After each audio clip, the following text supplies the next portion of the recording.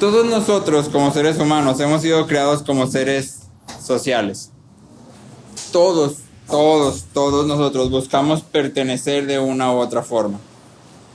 Puedes pensar, por ejemplo, una fiesta.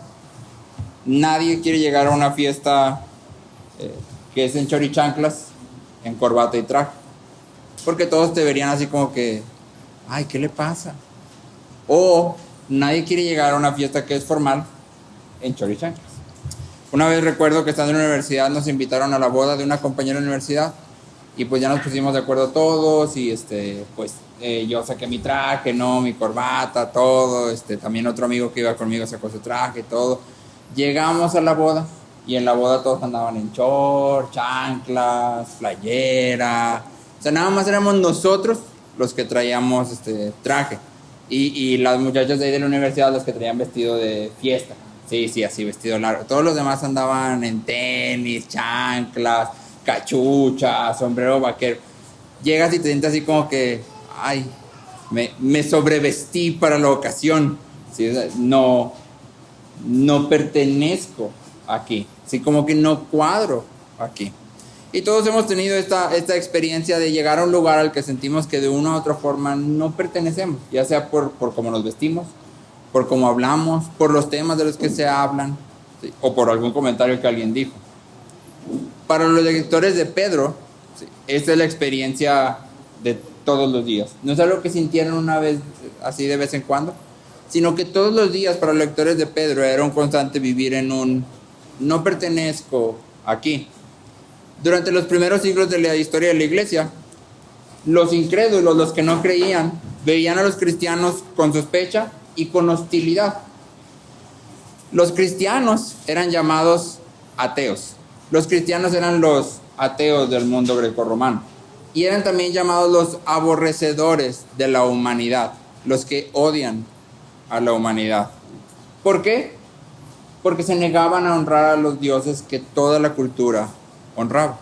Entonces todas las ciudades estaban honrando al dios de la lluvia para que lloviera y los cristianos decían, no, ese Dios no existe y yo no lo voy a honrar. Y entonces la cultura decía, es que el problema con ustedes es que aborrecen a la humanidad. Porque si de verdad nos quisieran, honrarían al Dios que nosotros honramos. ¿Sí? Participarían con nosotros de estas situaciones. El historiador romano Tácito dice que los cristianos eran aborrecidos debido a sus abominaciones.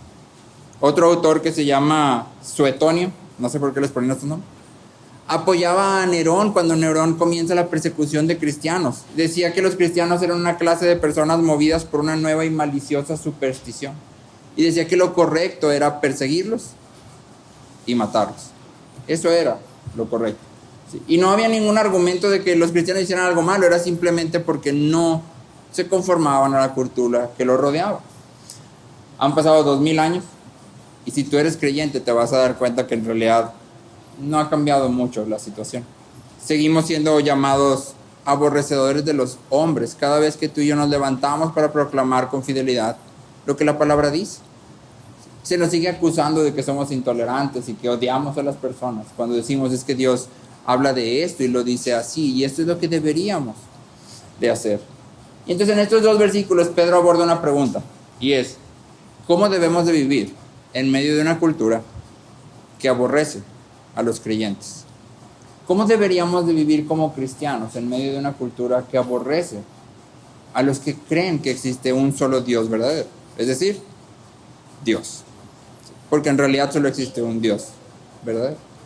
¿Qué hago si todo el tiempo soy rechazado? ¿Qué hago si todo el tiempo percibo hostilidad? Tal vez no es tu experiencia que todo el tiempo percibas hostilidad. Y una buena pregunta para comenzar sería, si no percibes hostilidad, porque no estás testificando de que eres cristiano realmente, o porque estás en un círculo demasiado cómodo. De una u otra forma, siendo creyentes, vamos a experimentar rechazo. Esa es la vida cristiana.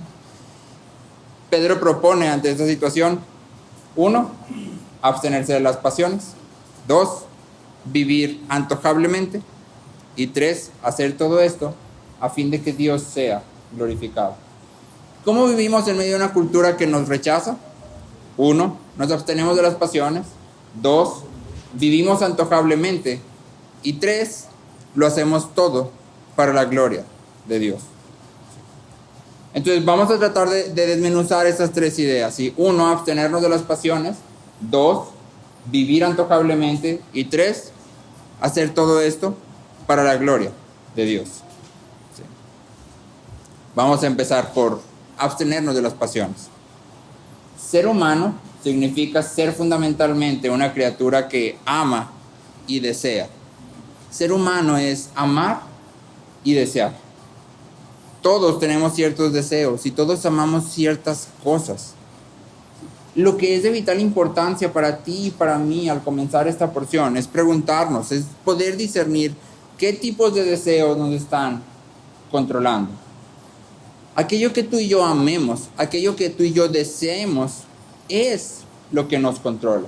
Y entonces la pregunta más importante al iniciar esto es, ¿qué tipo de deseo te está controlando?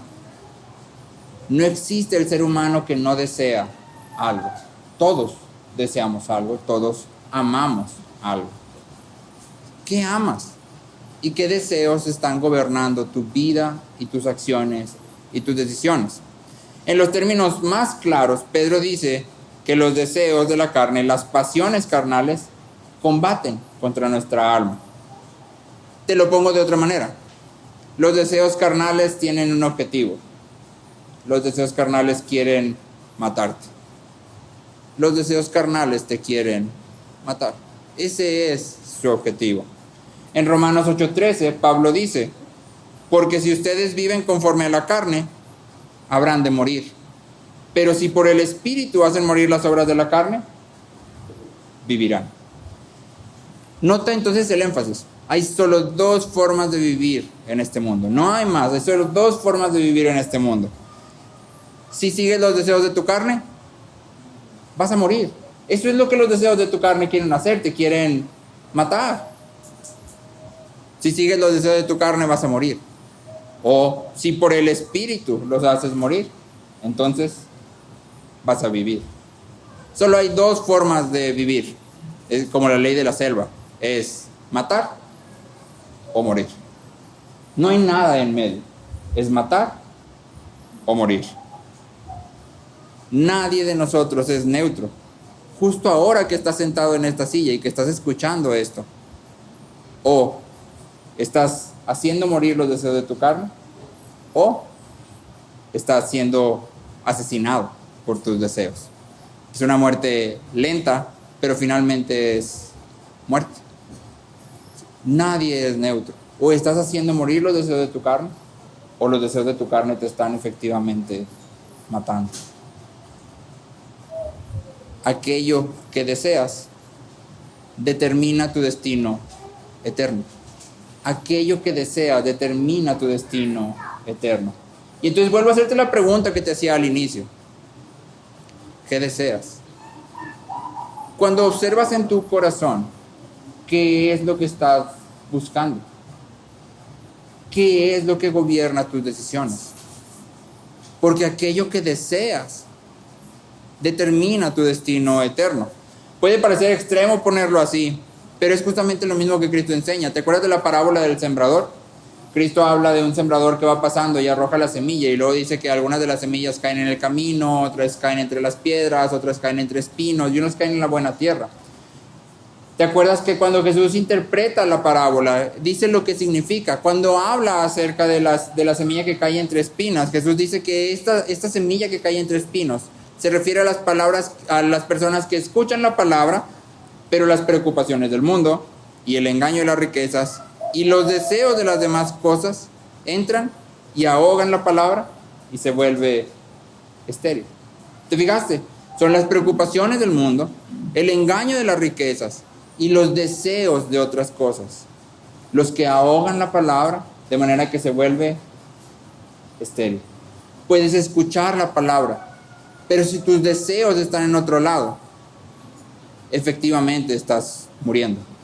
Puedes hablar como cristiano, puedes comportarte como cristiano, puedes saberte versículos de memoria, pero si tu deseo está en otra parte, finalmente esa palabra no va a dar ningún fruto. Te estás dirigiendo efectivamente a la muerte. Pregunto de nuevo, ¿qué deseas? En este momento, ¿qué es lo que quieres?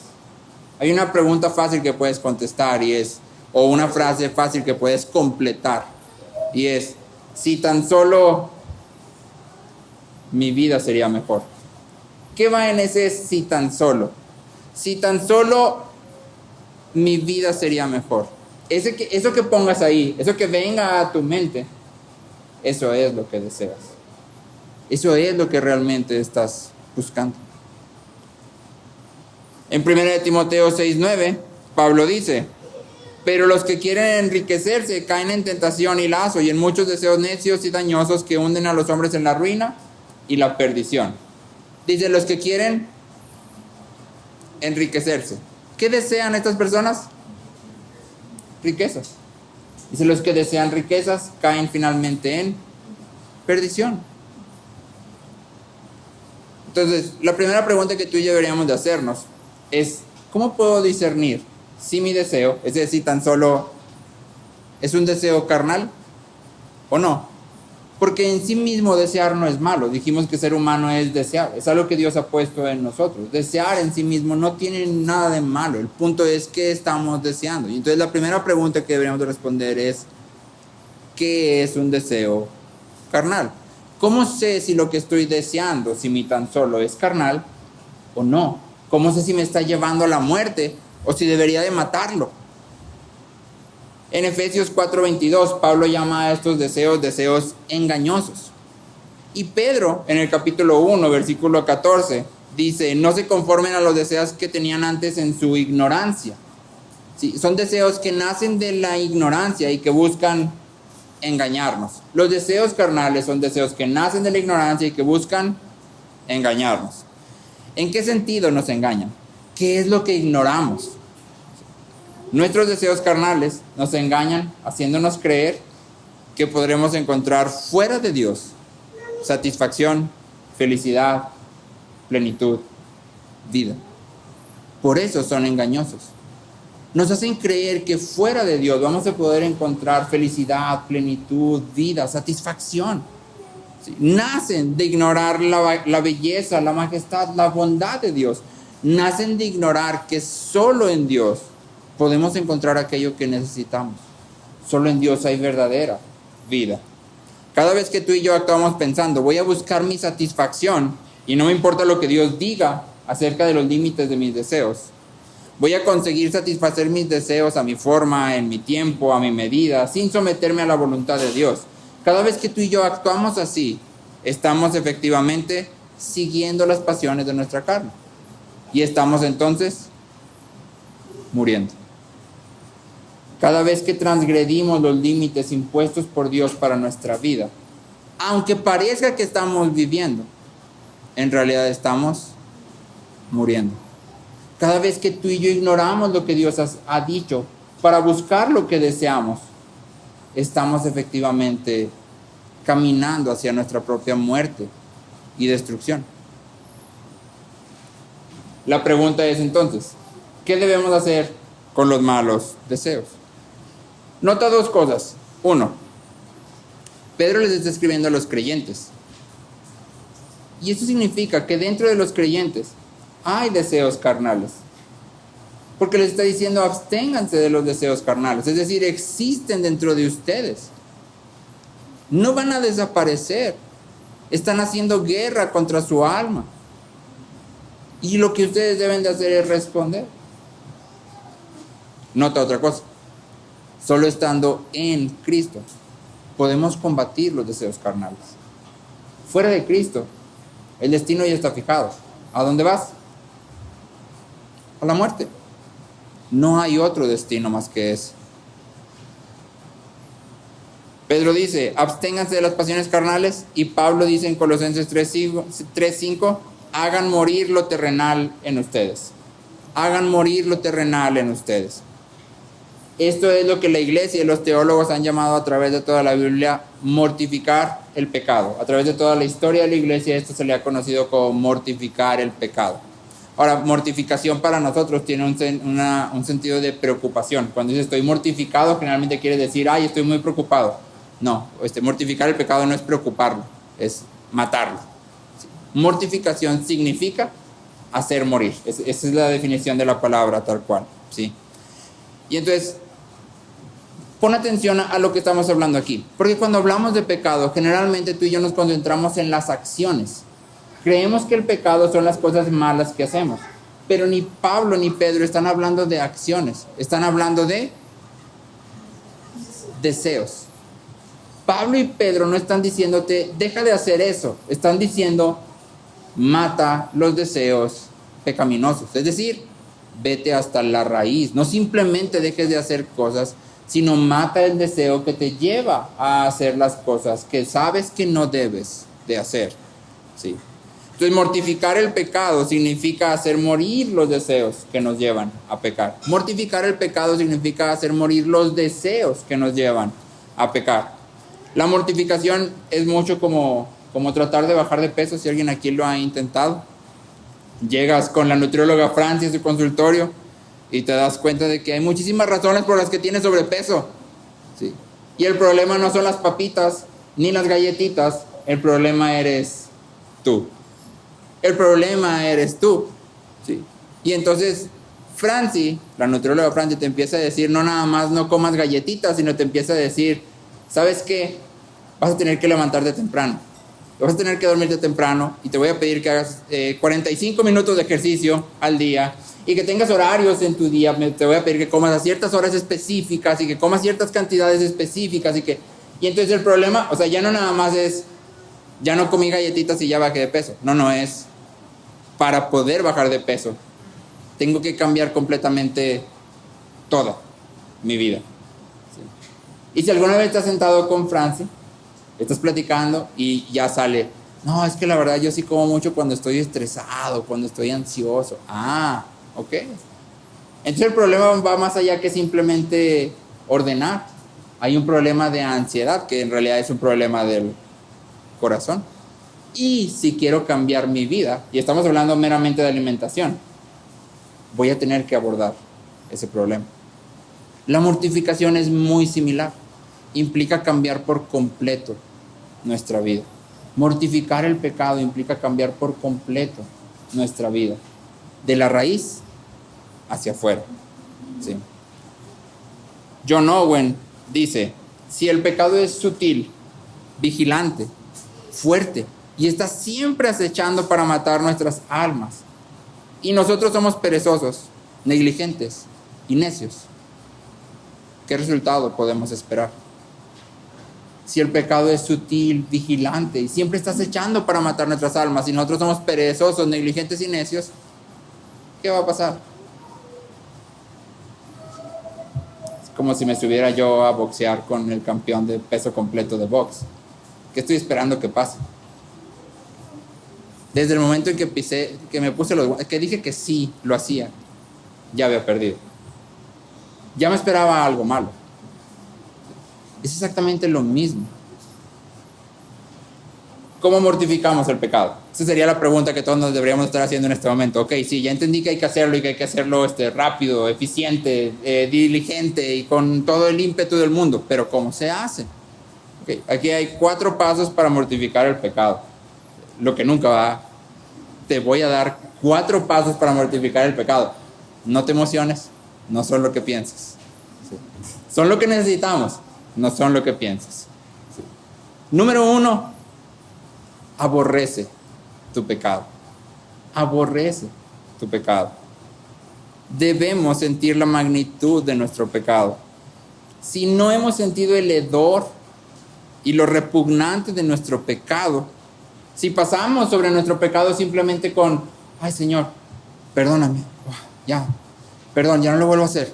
Si simplemente lo pasamos así, difícilmente lo vamos a matar. Porque no lo consideramos una amenaza. No lo vemos como repugnante, como terrible, como horrible. No sé si te has fijado que aquí en el patio de la escuela, de la iglesia, hay muchas hormiguitas cerca de los arbustos. ¿Quién de ustedes ha ido a los arbustos a matar a todas las hormigas así con diligencia, estarlas pisando todas y destruir sus... ¿Quién? ¿Por qué no? Lo más probable es que digas, bueno, están hasta allá, me voy a tardar muchísimo, mejor simplemente digo, no se acerquen ahí. Y listo. Sí. ¿Harías lo mismo si hubiera, no sé, un oso grizzly en los arbustos? Le dirías a los niños, sí, vayan a jugar al patio, nomás no se acerquen al oso grizzly. No, ¿verdad? Dirías, hay un depredador que es peligroso. Sí. Cuando tú y yo consideramos el pecado como chiquito, chiquito, no pasa nada, difícilmente lo vamos a hacer morir.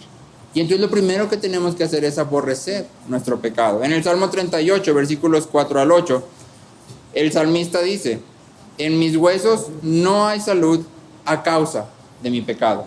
En mis huesos no hay salud a causa de mi pecado, porque mis iniquidades han sobrepasado mi cabeza. Como pesada carga, pesan mucho para mí. Mis llagas huelen mal y supuran a causa de mi necedad. Estoy encorvado y abatido en gran manera y ando sombrío todo el día, porque mis lomos están inflamados de fiebre y nada hay sano en mi carne. Estoy entumecido y abatido en gran manera. ¿Te fijaste? El salmista está hablando de sus huesos, de su carne, de su corazón, de hasta la forma en que camina y su estado de ánimo durante el día. ¿Todo a causa de qué? De su pecado. ¿Será que el salmista era demasiado pecador? Y que tú y yo digamos, no, pues es que tú sí pecaste muchísimo, o sea, pues sí, lo entiendo. ¿O será que en realidad tú y yo no hemos considerado lo horrible de nuestro pecado? Porque yo hasta ahora no he conocido a nadie que me diga, es que mi pecado pesa así sobre mí, así. Ahora no te digo que andes sombrío todo el día y encorvado, pero que pese así, de manera que corras a Cristo para no estar sombrío y encorvado todo el día. Mientras nuestro pecado no sea aborrecido por nosotros, no lo vamos a hacer morir. Nuestro pecado puede sobrevivir nuestra molestia y nuestro desagrado, decir, ay, qué feo, pequé. Ay, no, sí, estuvo muy feo eso que hice. El pecado eso no le hace nada. Es solo cuando lo odiemos de verdad que vamos a hacerlo morir. Número 1, aborrece tu pecado. Número 2, mátalo de hambre. En nuestra lucha con el pecado, entre más lo alimentemos, más poder tendrá sobre nosotros. Entre más caigamos una y otra vez en esos pecados que sabemos que no debemos de cometer, más poder va a tener el pecado. Al igual que con un animal, entre menos lo alimentemos, más débil será.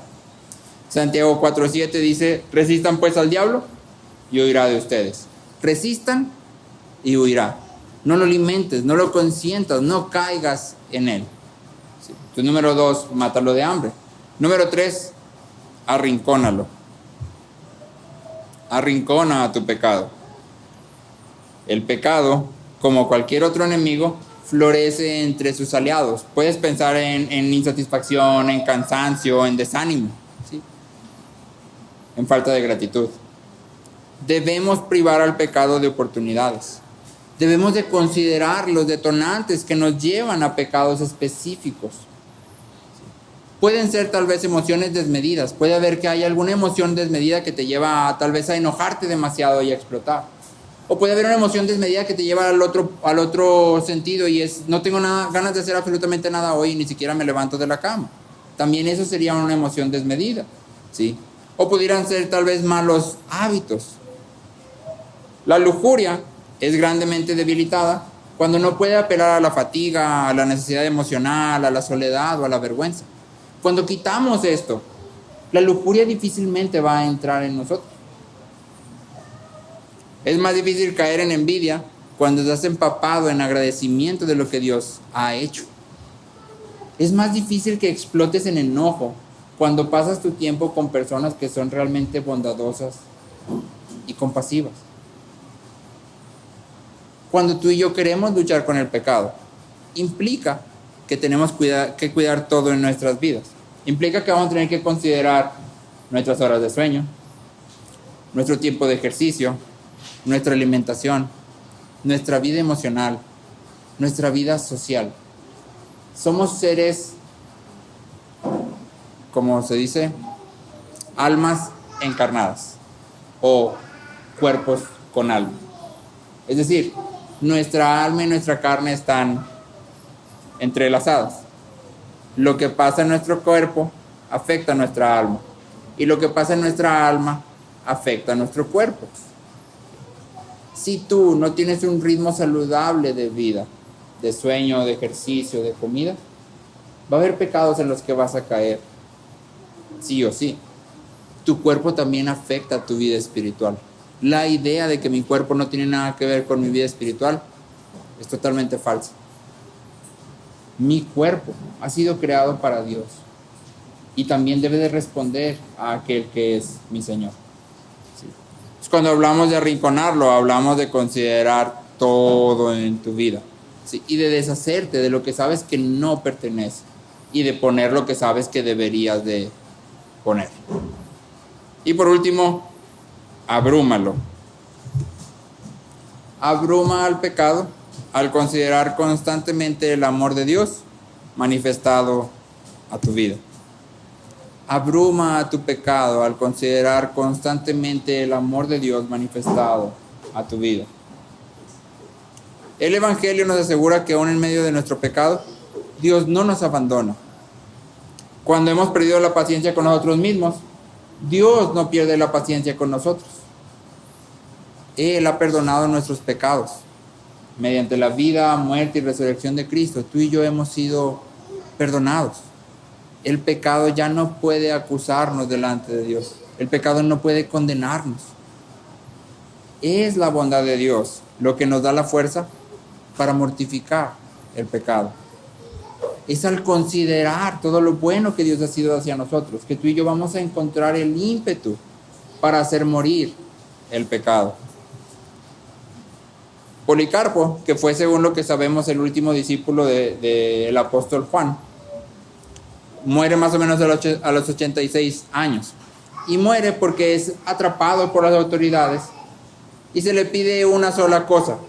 Una sola cosa se le pide. Él tiene que decir César Quirios. César Quirios quiere decir el César es Señor. El César es Señor. Eso era todo lo que Policarpo tenía que decir. Si él decía eso, salvaba su vida. Si no decía eso, lo iban a mandar a la hoguera. Y la historia de la iglesia nos cuenta que los soldados que lo atrapan lo conocían. Tenía 86 años. Imagínate un señor de 86 años. Y los soldados le comienzan a rogar que por favor simplemente diga César Quirios. O sea, solo tienes que decirlo. Ni siquiera tienes que creerlo, solamente dilo y ya te vas. Si salva tu propia vida. Y Policarpo contesta: por 86 años he servido a mi Señor Cristo Jesús y nunca me ha hecho ningún daño. ¿Cómo puedo yo negar a mi Rey, quien hasta ahora me ha preservado de toda maldad y tan fielmente me redimió? ¿Cómo yo puedo hacer eso contra mi Señor, que lo único que ha sido es bueno conmigo? ¿Cómo lo voy a negar? Ahí muere Policarpo. Eso es lo último que sabemos de él. Es la bondad de Dios manifestada en nosotros lo que nos va a llevar a mortificar el pecado, lo que nos va a dar el ímpetu. No es tu decisión, no es no, ya esta vez sí, ya no vuelvo a pasar, ya estoy súper comprometido y nunca más lo voy a volver a hacer y me voy a esforzar. Si eso es lo que haces, te tengo una noticia: vas a fallar. Si tú crees que porque tú ya lo decidiste, ahora sí ya nunca va a volver a pasar, va a volver a pasar. La mortificación es una obra de la gracia de Dios. Es decir, mortificar el pecado siempre se hace de manera dependiente. Esto es todo lo que tengo que hacer. Debo de aborrecerlo, debo de arrinconarlo, debo de abrumarlo, ¿sí? Debo de aislarlo. Pero todo eso lo debo de hacer dependiendo de Dios. reconociendo que es Cristo quien me ha redimido y me da las herramientas y el poder para poder hacer morir al pecado. Y que aun cuando fallo, Él sigue amándome, Él sigue conmigo. Entonces lo primero que Pedro nos dice, en medio de la cultura en la que estás y que te rechaza, lo primero que debes de hacer es mata al pecado.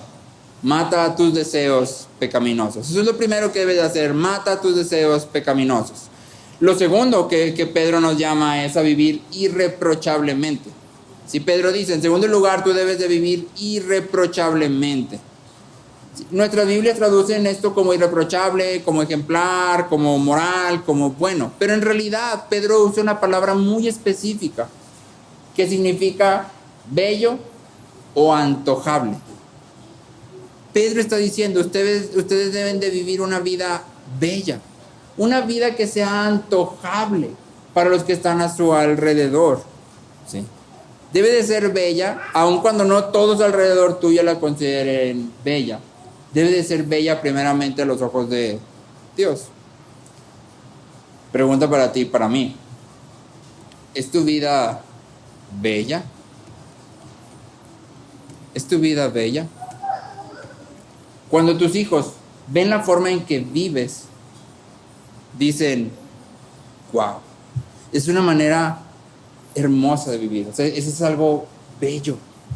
Cuando tus hermanos, tus compañeros del trabajo, de la escuela, ven cómo vives, dicen, órale, esa es una vida hermosa, esa es una vida bella, es algo que yo quisiera.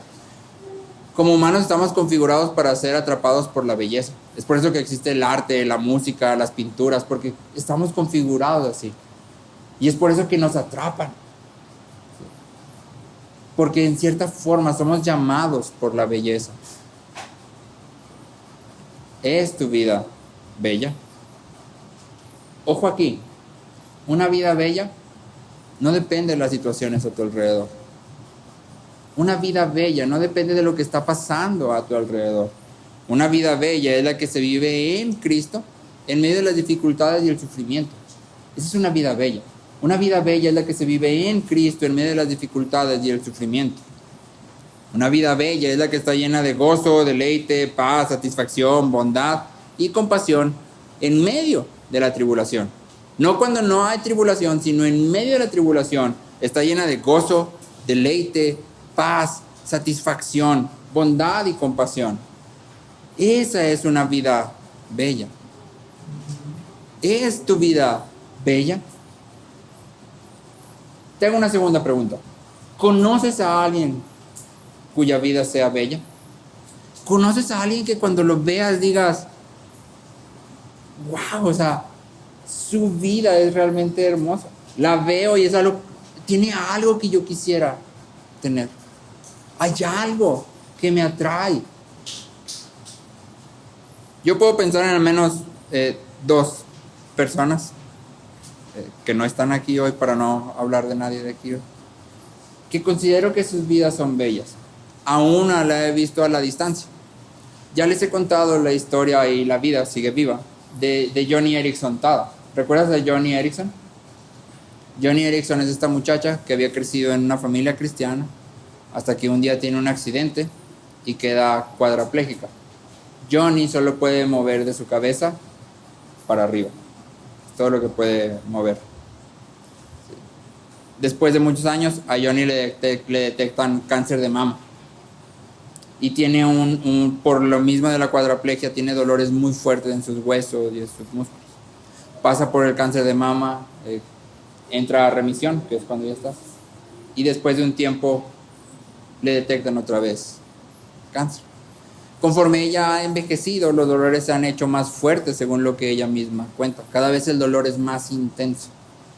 Y hace un tiempo yo te platicaba que la estaba escuchando platicar con una persona, y al final de la plática esta persona le pregunta, Joni, dime cómo puedo orar por ti.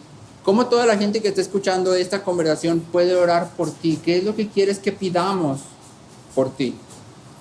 Y la señora Joni contesta, oren por mí para que Dios me dé más años de vida, para que yo pueda servir a más gente que está en la misma situación que yo, para que yo pueda mostrarle a más personas que Dios es bueno, sin importar lo que vives.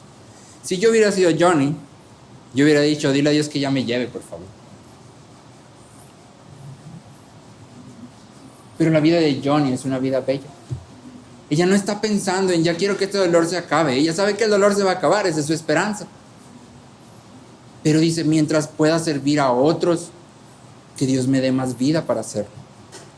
Yo quiero seguir glorificando a mi Señor. Aun si eso significa seguir soportando este dolor. Y seguir en esta silla sentada por quién sabe cuántos años. Esa es una vida bella. Puedo pensar en otra. A esta familia la conocí de cerca. Creo que a ustedes no les he contado. Hace unos años conocimos algunos van a conocer, a Carmen y Aurelio. Carmen y Aurelio eran una pareja de esposos. Joven. La verdad no me preguntes cuántos años tenían. Soy muy malo para eso. Pero eran jóvenes. Y cuando yo los conocí, Carmen y Aurelio no tenían hijos. Y ese era como uno de sus sueños así más profundos, el poder tener un hijo. Pero no tenían ninguno, no podían embarazarse. Y Carmen entró y salió de cáncer más veces de las que puedo contar.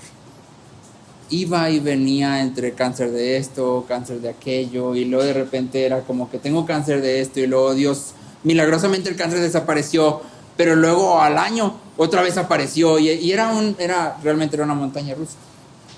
Carmen y Aurelio no tenían muy buenos, una situación financiera muy buena.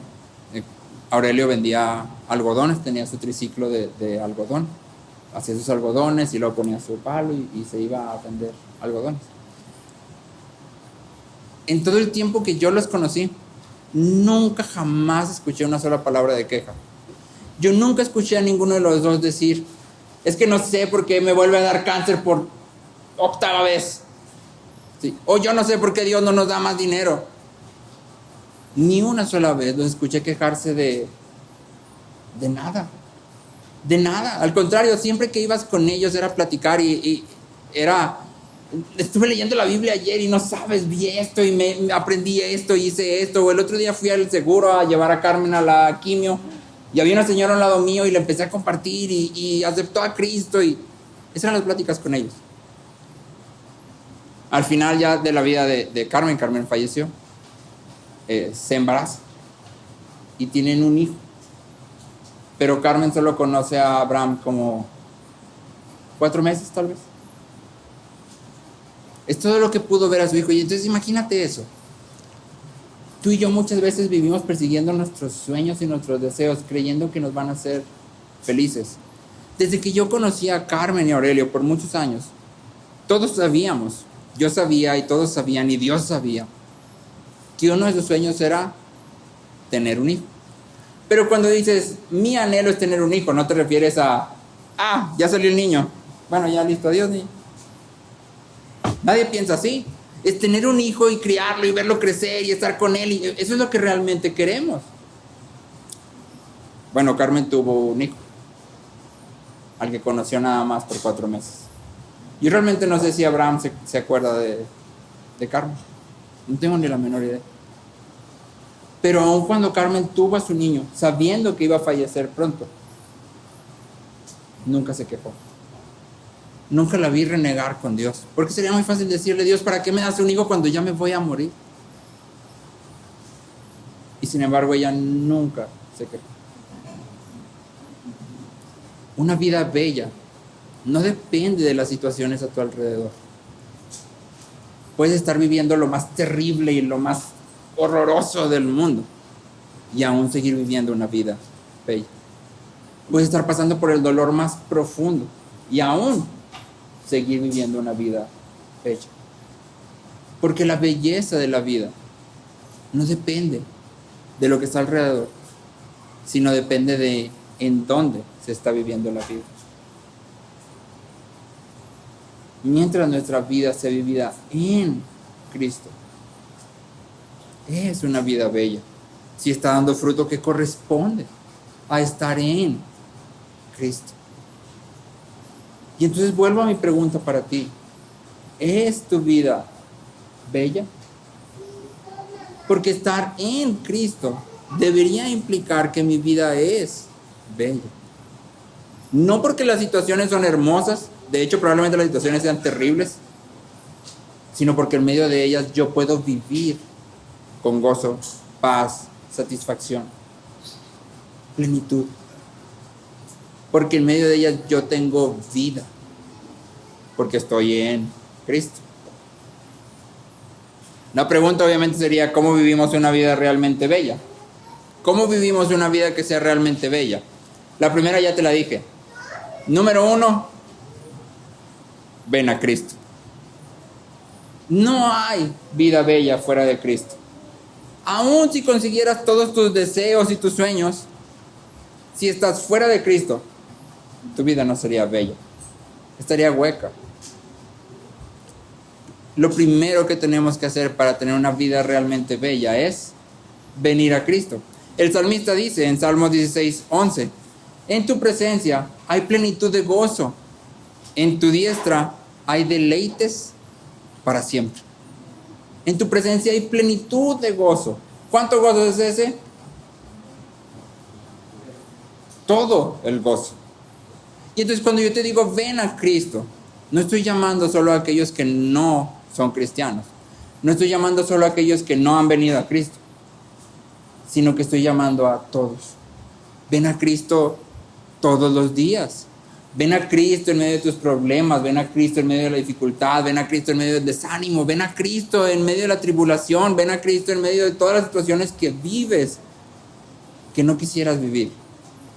Ven a Cristo, porque cuando vengas a Cristo, ¿qué crees que vas a encontrar? Plenitud de gozo y deleites para siempre. Y entonces lo primero que tenemos que hacer es, ven a Cristo. Si tu vida no es bella, si tú no estás viviendo una vida que día tras día disfrute de gozo, de plenitud, de felicidad, de satisfacción con lo que tienes, hay solo una solución. No es bajar los estándares, no es buscar más, con más ganas lo que quiero, es venir a Cristo. Esa es la única solución. Ven a Cristo. En segundo lugar, una vida realmente bella nace de desear lo que es correcto. Una vida realmente bella nace de desear lo que es correcto. Al principio yo te decía, aquello que deseas determina tu destino eterno. Cuando tú y yo venimos a Cristo realmente como nuestro Señor, como nuestro Rey, abandonamos nuestra ignorancia y reconocemos que Él es lo más hermoso, que Él es lo más bello que existe, que Él es la fuente real de vida. ¿Qué crees que vamos a desear? ¿O qué deberíamos de desear? A Cristo mismo. Él es lo más bello que hemos contemplado. ¿Sí? Esto no quita la realidad de que nosotros hay deseos que compiten. Esa es la idea de Pedro. En tu corazón hay deseos que están haciéndote guerra. ¿Sí? El problema más difícil que tienes no está afuera, está dentro. Pero el deseo que debes de perseguir todo el tiempo, el deseo que debes de perseguir con ímpetu es Cristo mismo. En Isaías 26:8 leemos, tu nombre y tu memoria son el anhelo de nuestra alma. Isaías 26:8, tu nombre y tu memoria son el anhelo de nuestra alma. Nombre y memoria quiere decir quién tú eres y que seas conocido en todas partes por quién tú eres. Eso es lo que queremos. Y tú y yo resumimos esto en tu gloria es lo que yo quiero. Lo que yo busco día tras día es tu gloria. Y esta es justamente la misma idea de Pedro, ¿sí? Porque Pedro nos dice por último que tú y yo debemos de hacer morir nuestras pasiones carnales y debemos de vivir una vida que sea realmente bella. ¿Para qué? Para que los incrédulos glorifiquen a Dios en el día de la visitación. Ese es nuestro objetivo. Fíjate bien eso, porque tú y yo muchas veces vivimos para la gloria de Dios, según obedecemos, hacemos morir nuestro pecado y queremos vivir una vida bella, pero lo hacemos porque si yo obedezco a Dios, Dios me bendice. Porque si yo obedezco a Dios, Dios me va a prosperar. Porque si yo obedezco a Dios, Dios me va a dar sanidad. Ah, ok. Entonces, ¿qué es lo que deseas? Lo que estás deseando ahí es el beneficio, la prosperidad, la sanidad, la bendición. Eso es lo que estás deseando.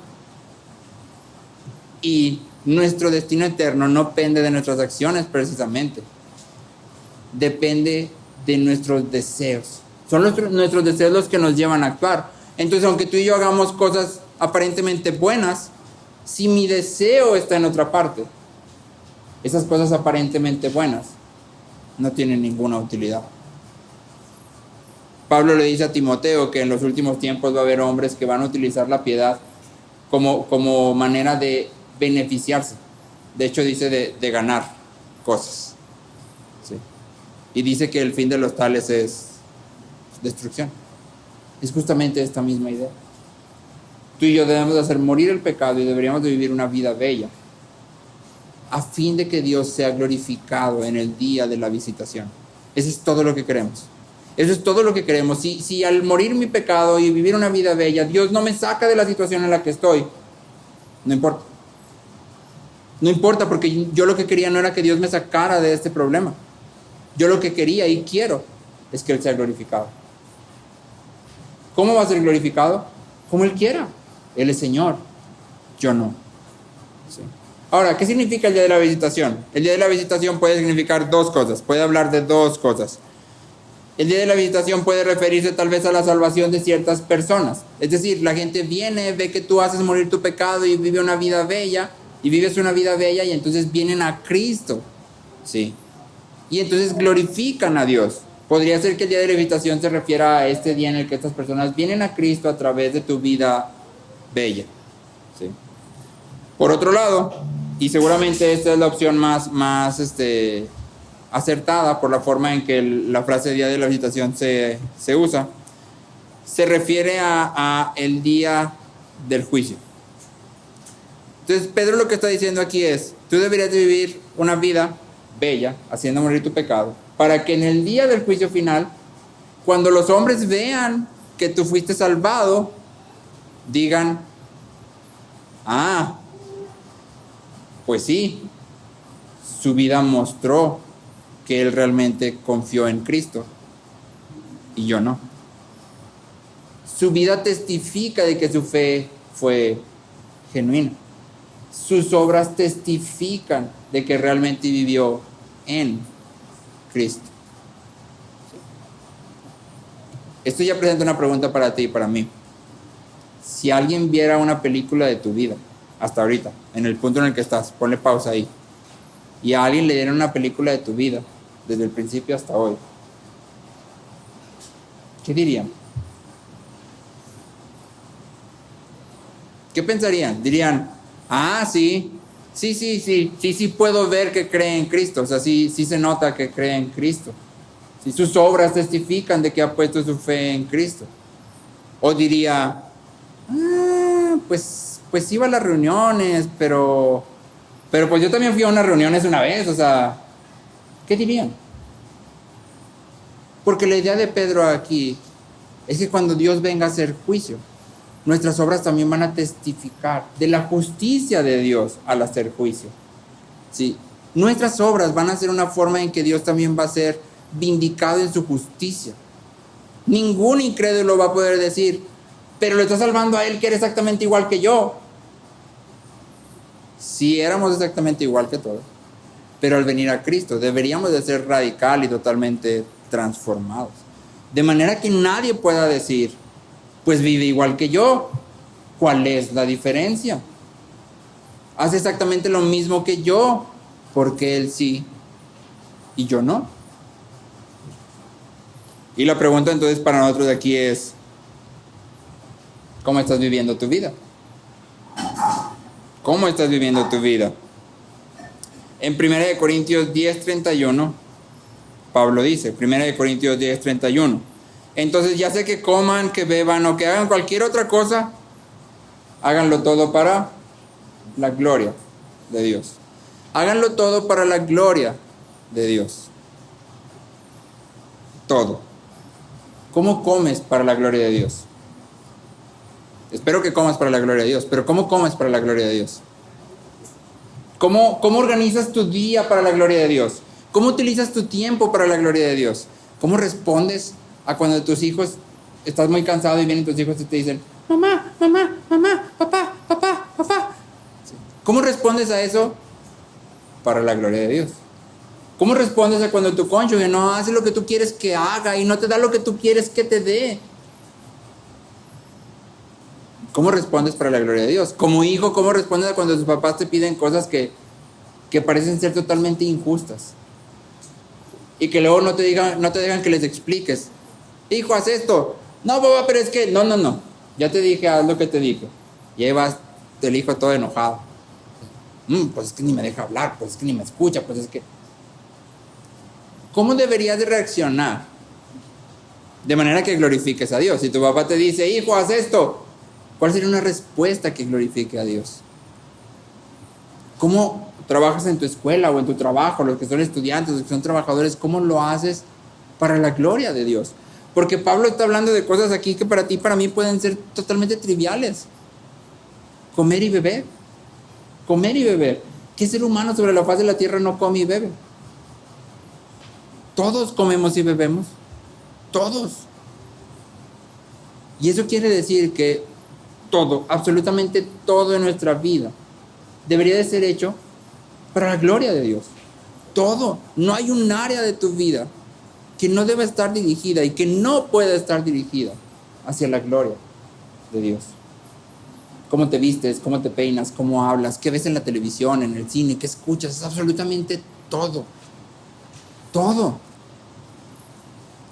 Cuando pones una película y, no sé, no voy a decir ningún nombre, pero le pones en Netflix y le pones play y piensa, voy a ver esta película para la gloria de Dios.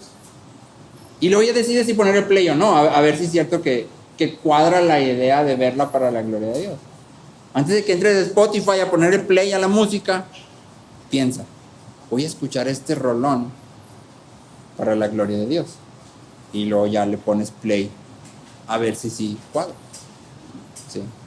Voy a hacer esto, voy a ir con estos amigos, voy a hacer esta conversación, voy a decir lo que voy a decir para la gloria de Dios. Y luego ya lo dices y luego ya lo haces. Primero evalúalo. Lo más importante para ti y para mí, lo que deberíamos desear por sobre todas las cosas es la gloria de Dios.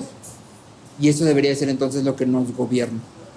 La gloria de Dios debería de gobernar todo lo que hacemos, decimos, pensamos. Absolutamente todo. Sí. Porque esa gloria se ha revelado a nosotros. Porque podemos contemplarla. Y si realmente la hemos contemplado, no hay nada más bello que eso. No hay nada más grande, no hay nada más hermoso. Y es por eso que Pedro nos llama. Hagan morir su pecado, sus deseos pecaminosos. Vivan vidas bellas y háganlo todo para la gloria